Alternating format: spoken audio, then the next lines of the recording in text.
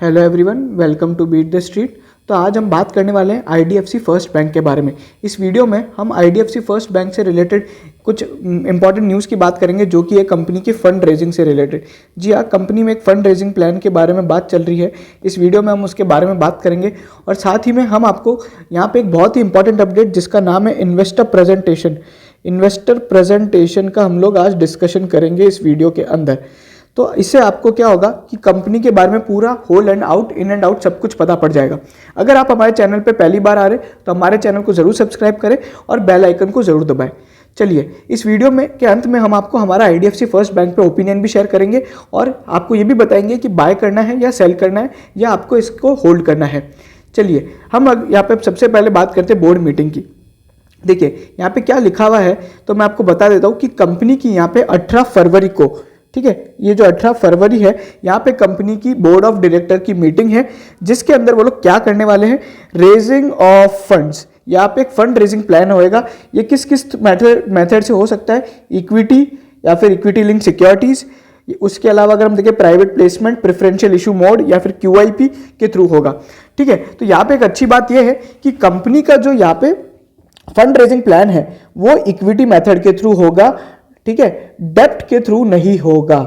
ये बहुत इंपॉर्टेंट बात है। कंपनी के यहाँ पे ऑलरेडी डेब्ट जो है काफ़ी ज़्यादा है, तो इक्विटी से क्या होगा कि ये एक अच्छा है क्योंकि इक्विटी पे कंपनी को कोई इंटरेस्ट पे नहीं करना पड़ता। अब यहाँ पे थोड़ा बहुत डाइल्यूशन हो सकता है। डाइल्यूशन क्या होता है वो मैं आपको बाद में समझाऊंगा, जब यहाँ पे फंड रेजिंग कितने अमाउंट की होगी उससे पता पड़ जाएगा। ठीक है, डाइल्यूशन कुछ ज़्यादा नहीं होगा, मेरे को पता है फंड रेजिंग बहुत छोटी मोटी अमाउंट की होगी। तो अब आप ये यहाँ पे जान लीजिए कि यहाँ पे फंड रेजिंग प्लान है और ये कब होने वाला है, 18 फरवरी को होने वाला है। अब मैं आपको बता दूं कि फंड रेजिंग पक्की बात है अप्रूव होगी। ऐसा बहुत ही कम केस में हुआ है कि फंड रेजिंग का प्लान की बोर्ड मीटिंग हो और यहाँ पे फंड रेजिंग अप्रूव ना हो। यहाँ पे देखना ये है कि कौन से मेथड से होगी, क्यूआईपी से होती है या फिर प्राइवेट प्लेसमेंट से होती है या फिर प्रेफरेंशियल इशू से होती है। साथ ही में यहाँ पे और क्या अपडेट है तो मैं आपको बता दूं कि अभी जो इसका भाव है वो काफ़ी यहाँ पे रैली दिखा चुका है। तो अगर आप देखेंगे तो यहाँ पे जो इसके भाव के अंदर काफ़ी तेजी आ चुकी है। अब इसके बारे में हम भी जान लेते हैं कि इसके तेजी के पीछे क्या कारण है। तो यहाँ पे अगर आप देखेंगे तो हम लोग आज आ चुके हैं कॉर्पोरेट प्रेजेंटेशन पे। यहाँ पे हम लोग कुछ हाईलाइट्स की बात करते हैं। तो अगर आप देखेंगे हाईलाइट्स के बारे में तो मैं आपको बता दूँ जो रिजल्ट्स है, अगर आप देखेंगे तो ये रिजल्ट एट ग्लैंस है। इसके बारे में हम लोग बहुत ज़्यादा चर्चा ऑलरेडी हमारे Q3 के डिस्कशन में कर चुके हैं, बट मैं आपको आज फिर भी बता देता हूँ। अगर आप देखेंगे तो रिटेल जो बुक है, यानी जो रिटेल एसेट्स है, लोन बुक है, 24% से ग्रो हुई है। उसी के अलावा 65% अब रिटेल एसेट्स है। होलसेल बुक जो है 21% से डिक्रीज हो गई है। होलसेल मतलब जो बिजनेस लोन्स वगैरह होते हैं, कॉर्पोरेट लोन्स होते हैं, और इंफ्रास्ट्रक्चर लोन्स यहाँ पे डिक्रीज हुए। ये जो दोनों लोन होते हैं इनमें एनपीए के चांसेस ज्यादा होते हैं, ठीक है, बट ये जो रिटेलर्स होते हैं इसके अंदर एनपीए कम होता है। उसी के अलावा यहाँ पे जो डिपॉजिट्स है, यहाँ पे जो कासा रेशो है वो बहुत ही शानदार रहा है, वो है 48% का कासा रेशो रहा है। वहीं पे अगर हम देखेंगे कासा डिपॉजिट्स कितने हैं, 40,000 करोड़ के हैं। कासा डिपॉजिट का मतलब क्या होता है, current account and saving account को यहाँ पे कासा बोला जाता है। और जो उसके अलावा जो डिपॉजिट्स होती है उसके अलावा वो होती है फिक्स डिपॉजिट होती है, ठीक है, पर करंट और सेविंग्स अकाउंट पे कम इंटरेस्ट पे करना पड़ता है बैंक को, तो इसलिए कासा जितना ज्यादा होता है उतना अच्छा होता है। वहीं पर अगर हम बात करें और क्या चीज़ें हैं तो उसके अलावा कंपनी का जो एनआईआई है उसके अंदर 14% की ग्रोथ देखने को मिली है।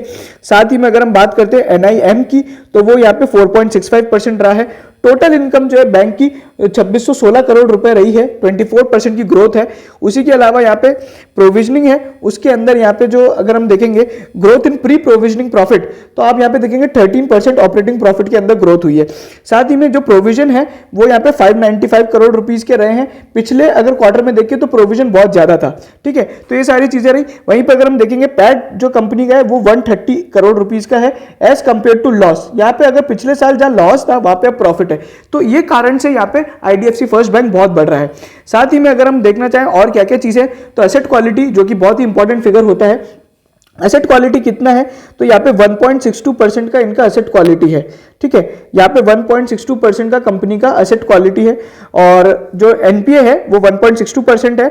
और अगर हम देखेंगे तो यहाँ पे 1.33% था अभी ये 1.33% हो गया डिसंबर क्वार्टर के लिए। वहीं पे अगर हम नेट एनपीए की बात करें तो 0.33% है। तो ग्रॉस एनपीए ये रहा, नेट एनपीए ये रहा। वहीं पे अगर हम देखें प्रोविजन कवरेज रेशो, ये जितना ज्यादा होता है उतना अच्छा है, 75% है।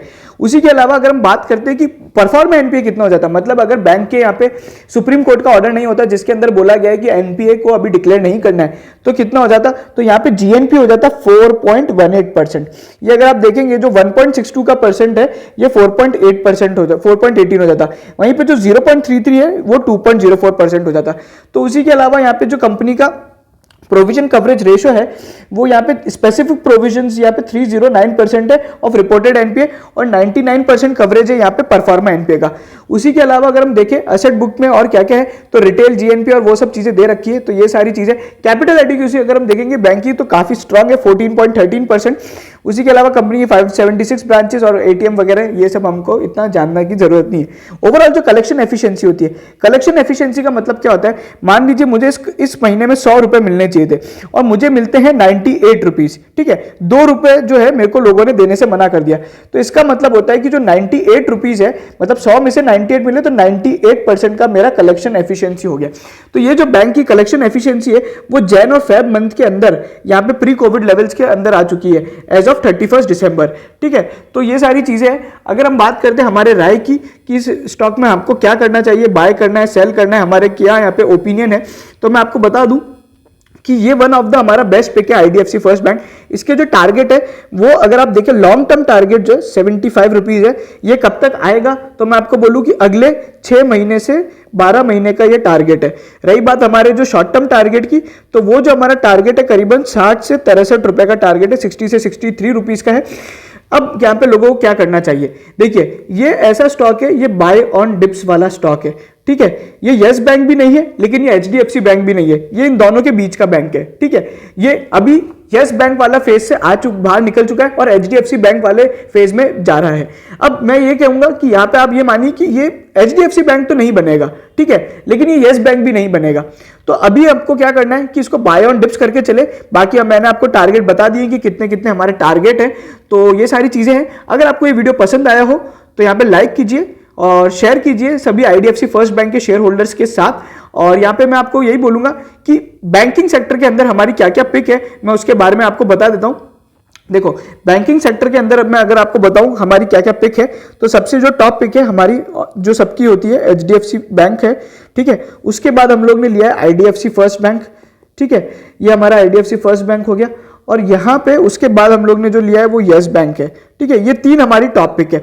अगर आप बात करते हैं पीएसयू में, तो पीएसयू में हमारी एक ही पिक है जिसका नाम है एसबीआई, ठीक है। अगर आप जानना चाहते हैं और कौन सा प्राइवेट सेक्टर बैंक अच्छा हो सकता है, तो कोटक महिंद्रा बैंक, ठीक है। तो कोटक महिंद्रा बैंक जो है जिसपे हमारी यहाँ पे राय है। तो ये सारे हमारा बैंकिंग पोर्टफोलियो है। उसी के अलावा अगर आप जानना चाहते हैं फाइनेंशियल एसेट्स में कौन कौन सी और बाकी कंपनीज है जो हमारी फेवरेट है, तो उसके बाद जो हमारी फेवरेट कंपनी है वो है एसबीआई कार्ड, ठीक है। एसबीआई कार्ड हमारी एक फेवरेट कंपनी है। उसी के अलावा मैं अगर आपसे बात करूं तो एनबीएफसी सेक्टर में कौन कौन सी अच्छी है, तो एनबीएफसी में एक ही अच्छा है जिसका नाम है बजाज फिनेंस, ठीक है। और एक और जो उसकी दूसरी कंपनी है वो है बजाज फिनसर्व। तो ये दोनों कंपनी हमारी फेवरेट है। ये हमारा पूरा आज फाइनेंशियल पोर्टफोलियो हमने आपको बता दिया जिसमें हम लोग बुलिश है। ओवरऑल जो हमारा मार्केट ट्रेंड है, ये मानना है कि थोड़े बहुत यहाँ पे भी प्रॉफिट बुकिंग होगी। और आईडीएफसी फर्स्ट बैंक में क्या होगा, तो नियर टर्म के लिए यहाँ पे अभी बोर्ड मीटिंग के कारण ही थोड़ी बहुत तेजी आ जाएगी। तो हो सकता है 57-58 रुपीज। और मान लीजिए कि अगर यहाँ पे फंड रेजिंग अप्रूव हो जाती है, जितने भी 1000 करोड़ की होगी, उसके बारे में हम पक्की बात है सबसे पहले आपको अपडेट करेंगे। जैसे ही यहाँ पे अप्रूव होगी तो करीबन मैं मान रहा हूँ कि 59 यहाँ पे 60 रुपीज का टारगेट आपको देखने को मिल सकते हैं। तो ये वीडियो हमारा यहीं खत्म होता है। अगर आप जानना चाहते हैं हमारा पूरा फंडामेंटल एनालिसिस, तो उसका हमने लिंक आईडीएफसी फर्स्ट बैंक का यहाँ पे आई बटन में दे दिया है, आप जरूर देखिएगा। सब्सक्राइब जरूर कीजिएगा हमारे चैनल को। और आप सभी का बहुत बहुत धन्यवाद।